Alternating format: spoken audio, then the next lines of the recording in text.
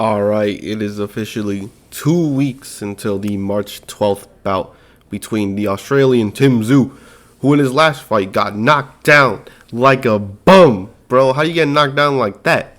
And he, of course, is going to fight the American Tony Harrison, the former unified super welterweight world champion who gave Jermell Charlo his first loss. Very interesting. And they are fighting in Sydney, Australia. You know, just by that alone, I'm not really feeling too comfortable with Tim. Last time an Australian fought an American in Australia, he got whipped. Twice. Terrible. But let's give him the benefit of the doubt. Let's look at their records. Tszyu, 21-0, 15 knockouts. Very good. You could say he is a knockout artist with a knockout percentage of 71%. What, you couldn't get the extra 4% to be 75? Whatever. But he is going up against, of course, Tony Harrison, which is 29-3-1, with 21 wins coming by way of knockout. Oh no. Tszyu only has 21 fights and Tony Harrison has 21 knockouts. Oh no. This is not looking good for my boy Tszyu. Well, I guess that's all we need to know. Alright, in all seriousness, let's look at this, right?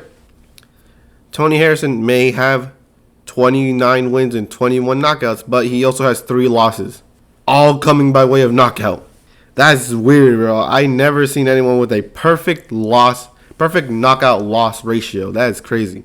And with a knockout percentage of only 63 because of the losses and the draw. You know, Tony Harrison, still a knockout artist. He just gets knocked out himself.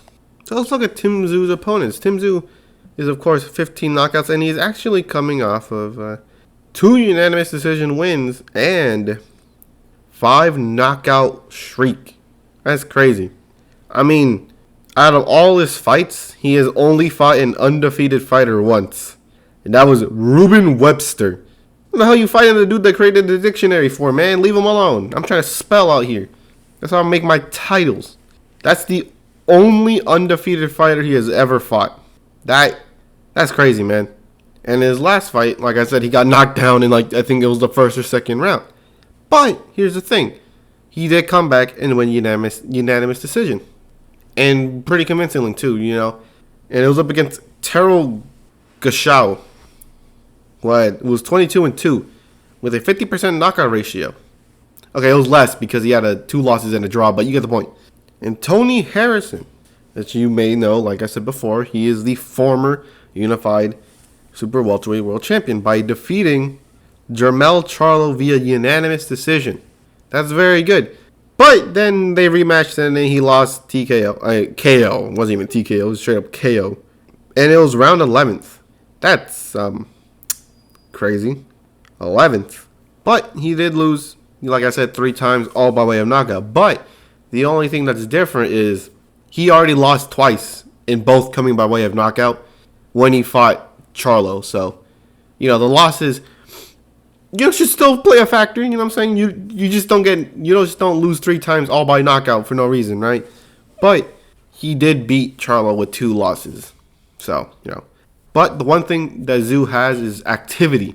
He actually fights. Tony Harrison only fought twice after the loss to Charlo in 2019. But let's just say 2020, because he lost in December 21 of 2019. So basically just 2020, right? He fought Bryant Perella and Sergio Garcia. He ended up with a draw with Perella and a unanimous decision with Sergio Garcia. Not looking too good. And Tony Harrison, since 2020, has fought 6 times. 3 times as much as Tony Harrison. So Tszyu may have less knockouts. Was never a champion. Also, damn near never fights a undefeated boxer. But then again, undefeated don't mean you're good. So we could give him the benefit of the doubt. But he has fought 6 times since 2020. But the only, which would give, you know, Tszyu the edge, right? He would beat Tony Harrison because he has all the experience. Bad thing is, I think it's a little weird because Tony Harrison himself has been asking for this fight. And, you know, he said in the previous video, yeah, he's been, once the Charlo Tszyu fight got postponed, they were like, Harrison was all like, hey, man, I'm here. You can fight me. Fight me instead. And it's like, all right. And then they made the fight happen. So he's very obviously asking for it. You know, with the long layoff of Tim Tszyu only fighting twice since 2020, and also for the fact that he hasn't fought in over a year, to be specific, 11 months. But this would significantly put the edge on Tim Tszyu, right? This would easily be a Tim Tszyu victory. But you can't count on Harrison, you know. He's asking for the fight. So it's very obvious this has been training for a championship fight for a while. You don't ask for a fight. Well, I guess he could be asking for money. That could be a very much, strong possibility. But how do I got it? I got a 60-40 for Tim Tszyu. Unfortunately, as much as I want to cheer for the American, I think Tim Tszyu beats him in his home country. But you never know. You never know. Is it going to be knockout?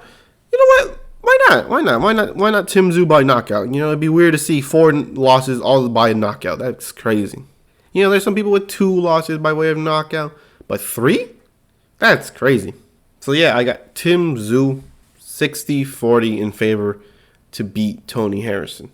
Well, anyways, that is the end of the video. Not too much to talk about. I have not seen an undercard for this fight, so oh well. But next video will of course be March 25th's Showtime pay-per-view match between David the Mexican Monster Benavidez versus Caleb Sweet Hand Plants. Another one which is a little bit not as important, which is very sad because they're fighting on the same day as Benavidez and Plant, which is crazy, is the Ramirez versus Comey fight. I want to make a video on that too. Not really saying who would win, but more talking about the future of the fighters. You know what I'm saying? But anyways, like I said, that is the end of the video. Hope you enjoyed it, and I'll catch you in the next one.